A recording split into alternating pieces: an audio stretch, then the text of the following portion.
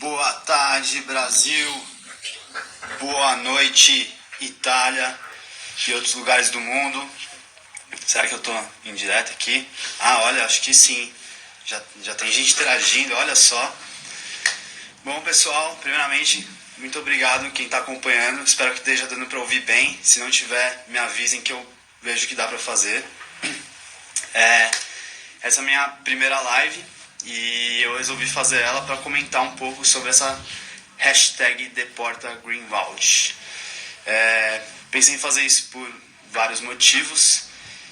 Um deles é que eu sou meio aparecidão mesmo, né? Então, vi essa oportunidade e vou comentar sobre isso. E também porque, assim, as minhas redes sociais e de interação, não só virtual, mas tipo de interação social mesmo, elas são muito um laboratório social, assim, pra mim, né? Então, eu tenho amigos de vários espectros políticos, classes sociais, etc.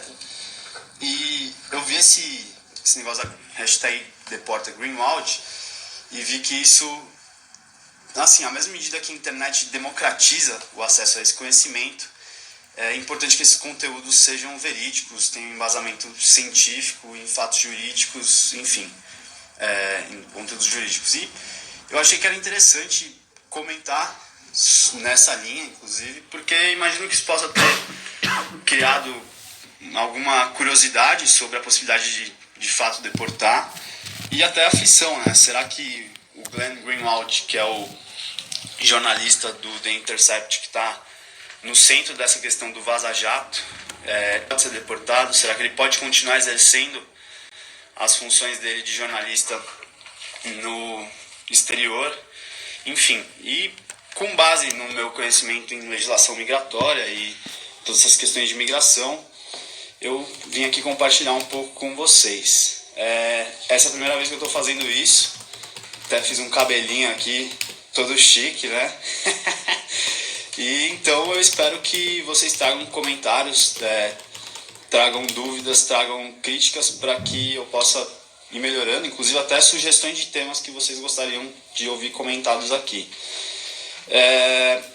Vou fazer isso da maneira menos jurídica possível, até porque a ideia é a gente deixar o mais acessível que for possível pra gente, enfim, para quem não fique fazendo esse juridiquês só para advogados, acho que é um assunto de interesse comum, então eu não vou dar de advogadão aqui. E bom, acho que a gente pode começar falando um pouco sobre quem é o Glenn Greenwald, esse jornalista e advogado, ele também é advogado. Ele é norte-americano, ficou muito famoso em 2013 com aquele caso do Snowden, que era um técnico, se não me engano, de inteligência de computação, que vazou em 2013 documentos da NSA, que é a Agência Nacional de Segurança norte-americana. E isso foi um escândalo a nível mundial, porque mostrou que os Estados Unidos espiam o mundo inteiro, inclusive o Brasil, que foi apontado como o maior alvo de espionagem norte-americana. É curioso, o Brasil é o maior alvo de espionagem dos Estados Unidos nessa ocasião. Além da Dilma, que era presidente à época, a Angela Merkel, que é chanceler alemã, já era também um grande alvo de espionagem dos americanos. Isso gerou um super climão, assim. Eu lembro que, acho que, se eu não me engano, não sei se foi dessa vez, mas enfim, a Dilma cancelou uma visita oficial que ela tinha e no final os norte-americanos também não deram uma resposta, assim, nem um pedido de desculpa, nem eles falaram que iam aguardar para responder nas vias oficiais. E a história foi caindo porque, claro, acho que existe um interesse político, econômico também e comercial dos países não se estranharem tanto, mas imagino que a Dilma deve ter ficado bem brava e reforçado seus esquemas de segurança. O Glenn, ele estava no The Guardian, que é um jornal britânico, nessa época ele esteve no centro dessa divulgação também, e ele ressurge em 2015 com a história do Wikileaks. Já no The Intercept, o Glenn ele criou o The Intercept, e ele, com o escândalo do Wikileaks, de novo ele é posto em cena, e o Wikileaks foi aquele escândalo que de novo mostrou espionagens do governo norte-americano. Dessa vez teve envolvido aquele Julian Assange, que é um australiano. Recentemente ele teve de volta na mídia, aí eu vou comentar um pouco sobre ele também. Mas foi um escândalo até mais invasivo, assim, em termos diplomáticos, porque mostrou que haviam grampos nos telefones do Brasil, assim, em embaixadas, em gabinetes. No avião presidencial da Dilma tinha grampo,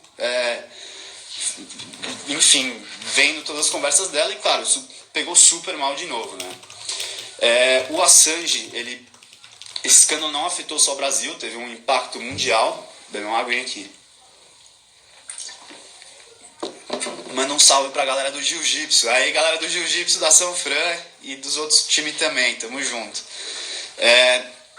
O Assange, ele logo depois que isso aconteceu, claro, né, os Estados Unidos cresceram o olho em cima dele, ele foi pra Suécia, esteve na Suécia, e depois ele teve que se asilar, ser um asilado político dentro da Embaixada do Equador em Londres. Ele estava procurado, ele estava por causa de um não pagamento de uma pensão em razão de um processo criminal por um suposto estupro que ele cometeu na Suécia. Esse processo até hoje não se desenvolveu muito, mas basicamente assim, o que muitos críticos apontam é que tentaram achar um jeito de incriminar ele para prender ele e, enfim, fazer com que ele não divulgasse mais conteúdos que não eram interessantes ao governo norte-americano. Ele, no começo no meio, alguns dias, algumas semanas, ele voltou à tona, porque o Equador meio que se cansou por questões políticas, desencanou de dar proteção diplomática para ele, territorial para ele, e fez com que ele se entregasse à polícia britânica, entregou ele à polícia britânica, que agendou um julgamento dele para 2020, e ele possivelmente vai ser enviado para os Estados Unidos ou não, né? Isso é o que ele mais teme, que ele seja enviado aos Estados Unidos para sofrer eventualmente, sei lá, tudo que pode ocorrer, né? Desde prisões até ele ser torturado, pagar pelo que ele está fazendo, enfim. E o Glenn Greenwald volta à cena agora com o escândalo da Vaza Jato, hashtag Vaza Jato, em que até agora, né, na verdade isso aparenta ser uma série de conversas, sobretudo envolvendo o ex-juiz e atual ministro da Justiça, Sérgio Moro, tendo conversas não muito republicanas com procuradores, em especial com o Deltan Dallagnol, que é procurador da República, que foi o principal acusador do ex-presidente Lula nesse processo que culminou com a prisão dele. E assim, isso pega muito mal, pelo menos para setores que entendem o que está acontecendo, assim, acho que um bom setor político se posicionou em relação a isso, tanto que o Moro foi depor hoje no Senado, mas pega muito mal que é basicamente o advogado de acusação combinando o resultado do jogo com o juiz que está apreciando o caso. Isso não pode ocorrer, esse tipo de comunicação no direito ele pode ocorrer somente nos autos. Muito embora a gente saiba e de fato ocorre que juízes e procuradores às vezes se conversam fora, isso ocorre com alguma frequência, mas não dá para dizer que é algo que possa ocorrer ou que seja normal. Enfim, essa é a minha opinião, né? Claro, acho que o Moro apresentou outra hoje no Senado, enfim, não é o ponto da nossa questão. O Glenn, ele é casado com um brasileiro, com o Davi Miranda, que é um deputado. Ele foi eleito suplente, não foi eleito deputado, pelo PSOL do Rio de Janeiro. Suplente é quem fica ali caso algum deputado saia, e foi exatamente isso que aconteceu. Quando o Jean Willis anunciou que ele não ia assumir a candidatura dele, ele ia morar fora, o Davi Miranda era o primeiro na linha de sucessão, então ele entrou no lugar do Jean Willis e então, desde que começou a legislatura desse ano, desse mandato, ele é deputado pelo Rio de Janeiro, lá em Brasília. E muito interessante, assim, a gente tem em mente também que eles são casados e o Glenn tem filhos com o Davi Miranda. Eles adotaram crianças e, inclusive, tem um trabalho bem interessante na linha de adoção, né? Conscientização sobre questões adotivas, né? Quantas crianças ficam sem lares no Brasil, enfim, é bem interessante o trabalho que ele desenvolve. E ele avisou que ele se preparou por semanas, fazendo um esquema de segurança própria para que ele não fosse afetado com essa questão toda porque ele sabia que ele ia se enfiar num olho de furacão.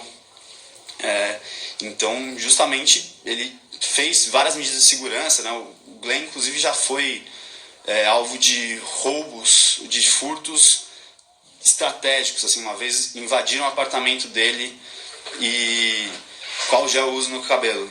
É um que está vencido, inclusive, eu verifiquei isso hoje. Mas, enfim, o Glenn, ele uma vez invadiram o apartamento dele e roubaram só um computador. Assim. Então ele é uma pessoa que já deve estar esperto, porque ele sabe que ele tem muitas informações que as pessoas querem, que ele é uma pessoa importante que pode virar o jogo político.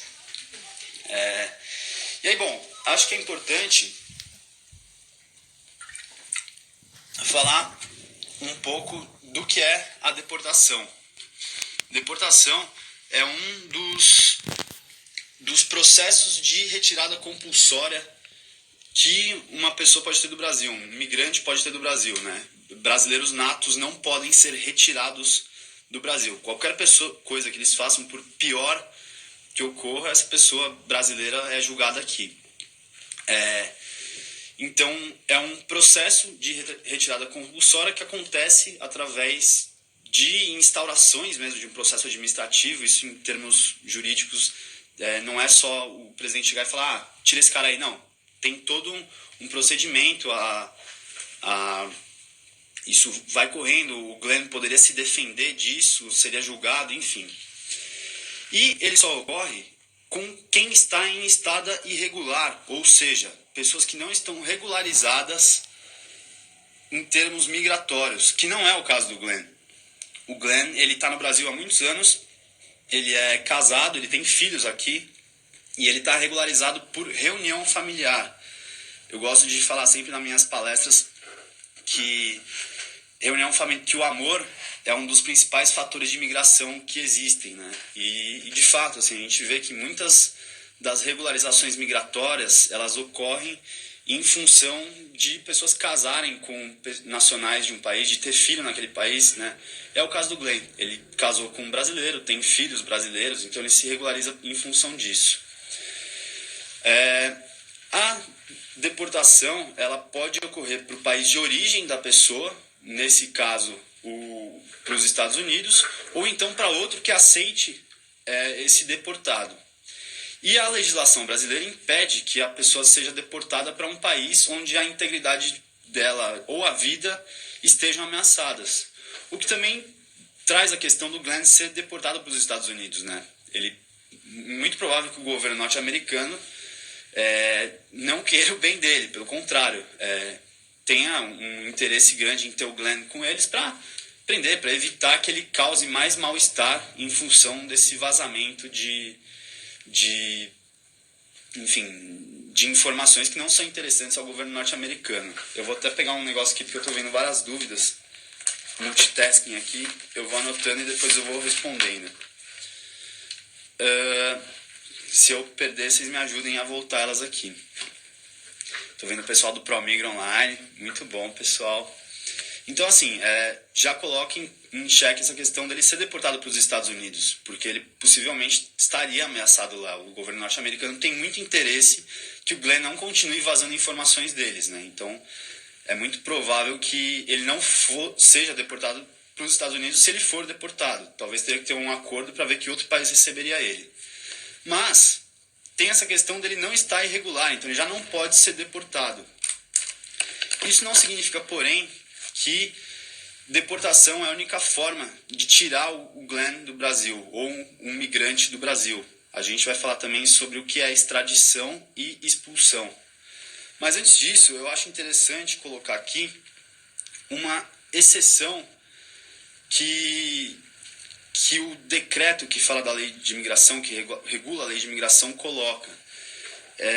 Ele, independente dessa questão de situação migratória, ele coloca uma exceção que seria, vou até ler aqui o artigo, o ministro da Defesa, de Estado da Justiça e Segurança Pública, pode dispor de regramento para deportar a pessoa que tenha praticado ato contrário aos princípios e objetivos da Constituição. Princípios e objetivos não é uma coisa vaga, assim, eles estão colocados na nossa Constituição, mas mesmo com essa exceção, o Glenn não poderia ser deportado porque ele não violou esses princípios e objetivos da nossa Constituição. Ele está fazendo um livre exercício do jornalismo, da liberdade de imprensa dele. Então, isso não se enquadraria. Para quem tiver curiosidade, os objetivos estão no artigo 3º da Constituição e os princípios no título 1º. Liberdade de imprensa também está na nossa Constituição, artigo 220. E aí, bom, o Glenn não pode então ser deportado por não estar irregular e por não ter violado objetivos e princípios da nossa Constituição. Então, será que ele pode ser expatriado? O que é, extraditado? O que é extradição? Extradição é um procedimento de retirada compulsória mediante cooperação internacional. Ou seja, quando os países se conversam para que um deles tenha o nacional que está no outro. Caso, para a gente ver isso de maneira mais simples, Cesare Battisti era o italiano que estava aqui no Brasil.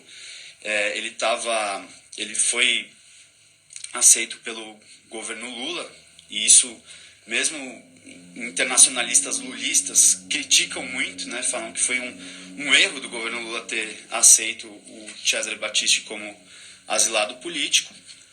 E ocorreu a extradição do Cesare Battisti. Ele estava sob ameaça de ser extraditado, agora no governo Bolsonaro. Ele começou a se movimentar, fugiu do Brasil para a Bolívia, foi preso na Bolívia, e aí a Bolívia pegou e extraditou ele. Ele foi extraditado direto da Bolívia para a Itália. Não foi o Brasil que extraditou, mas eu acho que isso serve bem para ilustrar um pouco o que é extradição. É quando os países combinam de devolver um país, um nacional. Então, por exemplo, poderia ocorrer dos Estados Unidos abrir um processo ou dizer que quer abrir um processo contra o Glenn e então pedir ao governo brasileiro que entregue o Glenn para os Estados Unidos.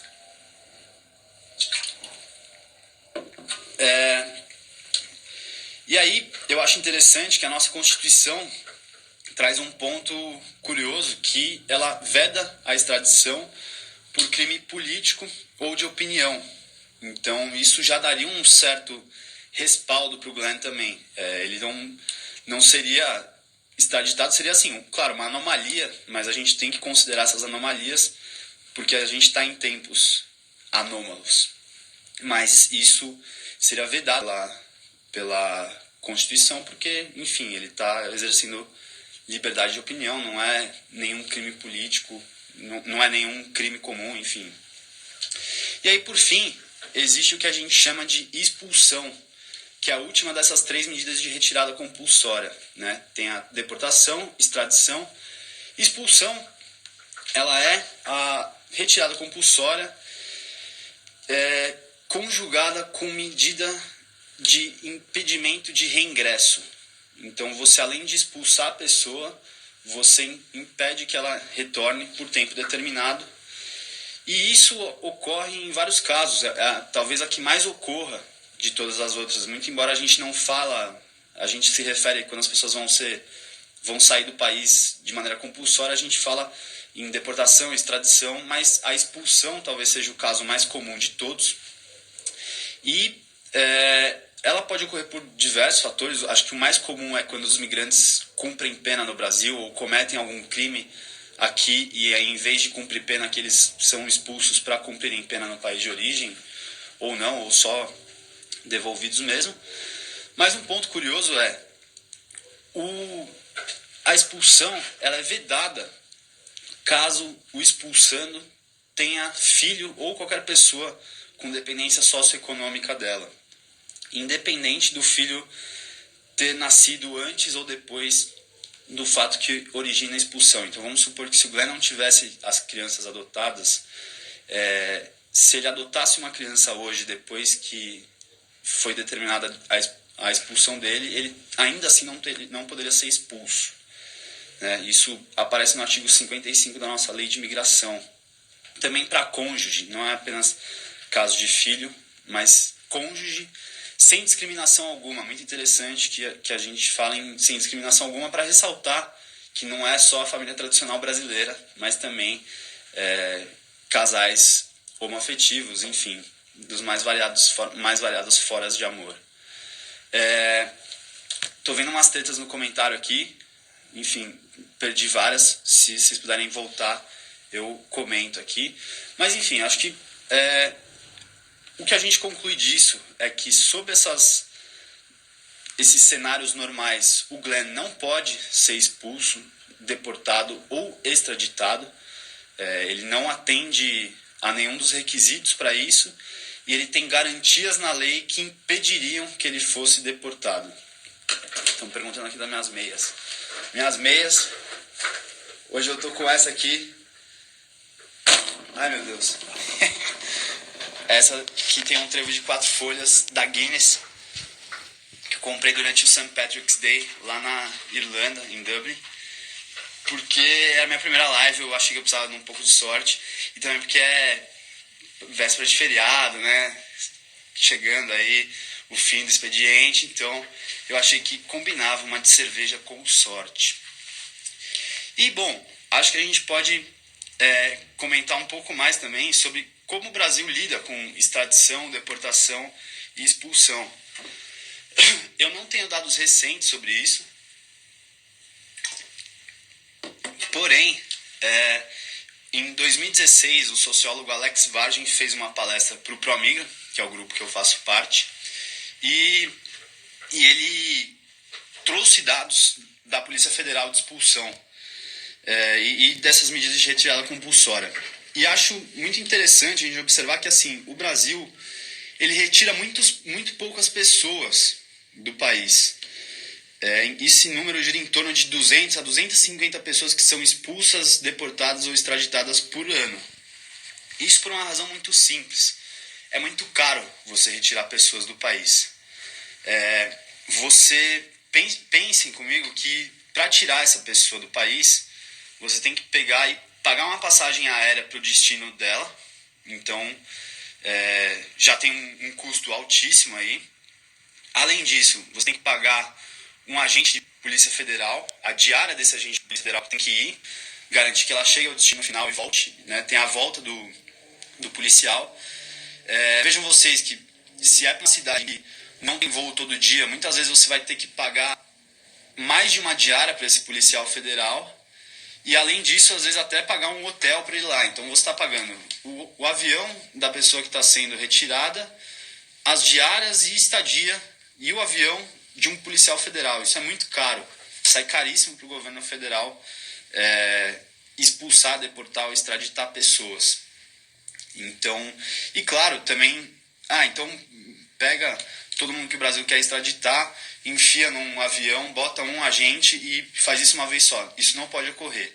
É vedada retirada compulsória de maneira coletiva no Brasil. Felizmente a lei faz isso porque os processos é uma coisa muito séria. Isso não pode ser feito de maneira coletiva, são processos individualizados. Tá certo? E aí agora a eu tô com dificuldade do seu nome, Iraciara Pinho, perguntou como funciona essa fiscalização. Aliás, aqui no Brasil, como é feito o controle do imigrante legal? Sou leiga nessa área. Ótimo, que bom que você está aqui para a gente poder conversar sobre isso. Acho que um ponto de partida um discurso que eu adoto e que é defendido amplamente. Ótimo, que bom que você está aqui para a gente poder conversar sobre isso. Acho que um ponto de partida um discurso que eu adoto e que é defendido amplamente é de que ninguém é ilegal. Então a gente até nem usa muito esse termo de migrante ilegal. A gente fala que as pessoas estão em situação irregular ou indocumentadas. Como funciona? Ela não funciona, na verdade. Muito, na verdade. Acho que é interessante a gente pensar assim, o controle de fronteiras no Brasil e até em outros países para a gente tomar, por exemplo. Vamos pensar nos Estados Unidos, que tem a fronteira com o México, que tem sido uma tônica até da corrida presidencial agora de 2020, né? O Trump se oficializou como candidato e o discurso anti-imigração está sendo, se não o principal, um dos dois principais dele nessa disputa. E ele, com essa grande promessa de campanha, que é construir um muro, e muito curioso que com a ideia de que o muro iria barrar a migração, sendo que a gente sabe que hoje em dia o muro já existe em muitos pontos da fronteira. É uma fronteira que não tem uma geografia, tanto em termos de clima, de bioma, enfim, vegetação e relevo, tão acidentada como é a do Brasil. Assim, então, você tem muitos trechos de planície, é muito mais fácil você fiscalizar essas regiões. E um poderio bélico que nem o norte-americano. E aí, a gente pensar que, mesmo com o maior exército do mundo, maior controle de poder de polícia do mundo, maior economia do mundo e uma fronteira que teoricamente não é tão difícil assim de fiscalizar, os Estados Unidos não conseguem impedir a migração que vem da fronteira sul. Todo dia a gente sabe de pessoas que cavam túneis, pulam com escada, dão a volta pelo mar ou por outros trechos menos vigiados, subornam agentes de fronteira. As pessoas dão um jeito de migrar. Então, assim, isso no caso norte-americano. Se os Estados Unidos não conseguem conter a migração irregular, o Brasil tem muito menos chances de fazer isso. Ainda mais se a gente considerar que nós temos 16 mil quilômetros de fronteira ao longo de mais de 10 países e com uma capacidade de fiscalização muito inferior. Se você pegasse todos os agentes da Polícia Federal e dispusesse eles ao longo da nossa fronteira, teria menos de um agente por quilômetro de fronteira. Então é óbvio, não dá para fiscalizar dessa forma. Sem falar que a gente tem trechos de fronteira que são selvas, assim, que são selva com montanha, então é muito mais difícil, assim. Então, na prática, se fiscaliza muitos dos trechos que nós temos, sobretudo o aeroporto de Guarulhos, que é a nossa maior fronteira. Escrevi um artigo sobre isso, posso depois compartilhar com vocês. Mas uma boa parte da nossa população migrante não é documentada ou então ela não tem fiscalização na entrada no país. E isso não é um demérito da Polícia Federal, isso é uma dificuldade que existe no controle de fronteiras no mundo inteiro. Se a gente for pensar, até Israel, que é um país bem pequeno, já admitiu que não consegue controlar a entrada e saída de bens e pessoas da faixa de Gaza, que é uma região, se eu não me engano, tem o tamanho da área metropolitana de São Paulo. É uma região muito pequena, cercada por mar, terra, água, mar, terra e ar, e a velocidade com que se abrem túneis que ligam a faixa de Gaza à Península do Sinai no Egito é muito mais devagar, é muito mais rápida do que a velocidade com que se descobrem os túneis. Então, quando estão descobrindo um túnel, já abriram outros dois, uma coisa assim. E aí, acho que a gente pode até pensar que nesses casos, os túneis que a gente fala não é aquele túnel de cadeia do Cidade Alerta que a gente vê aqui, que o cara cava ali na cela com a colher. Não, a gente está falando em túneis que passam carros de luxo, que passam caminhões com suprimentos. É uma coisa realmente muito maior, assim. Então, acho que isso, inclusive, traz uma resposta de que criar barreiras físicas, políticas, não é uma forma de lidar com a migração ou de conter a migração. Talvez seja a pior dela, porque você cria uma falsa ilusão de que isso vai funcionar. E, claro, se a gente for tomar o nosso modelo da fronteira com a Venezuela, nos períodos em que a fronteira foi fechada, o fluxo de imigrantes não acabou. Na verdade, as populações, em vez de cruzar pelas vias tradicionais, pela BR, pela estrada, elas veem o guardinha lá impedindo a passagem delas, dão a volta, né? Então você via assim, fotos de pessoas na nossa fronteira Brasil e Venezuela dando a volta ao redor das guarnições policiais, né? Então, na verdade, você não impede o fluxo migratório, você deixa ele mais vulnerável e de maneira, assim, deixa os migrantes em uma situação pior de migração. Muito obrigado, Iraci, agradeceu, ótimo. Bom, alguém gostaria... Não, é espionagem, não deveria estar preso. Considerando quais as chances da expulsão do Greenwald? Olha, eu acho que são baixíssimas. Acho que isso é uma briga que o governo Bolsonaro, se ele tivesse que de alguma forma tentar tirar o Greenwald daqui, ele teria que comprar uma briga política muito grande para justificar uma aberração legislativa. Isso envolveria talvez os Estados Unidos pedirem a cabeça dele. Assim, é um desgaste político que de forma alguma é interessante o governo federal passar por isso, ainda mais frente a toda essa questão que talvez culmine com a queda do Moro, com um desgaste muito grande do governo. Então, assim, na minha opinião, ele não vai ser retirado do Brasil, seja por expulsão, seja por deportação, por extradição, até porque algumas delas estão vedadas por lei por ele ter filho aqui, por ele não ter cometido nenhum ato que justifique isso. E é isso. Deixa eu ver aqui. Só podemos falar do tal governo. Glenn fica, ótimo. Hashtag Glenn fica, tô adorando. Muito estilo, gostei do seu cabelo, obrigado. Também caprichei no cabelinho hoje, hein?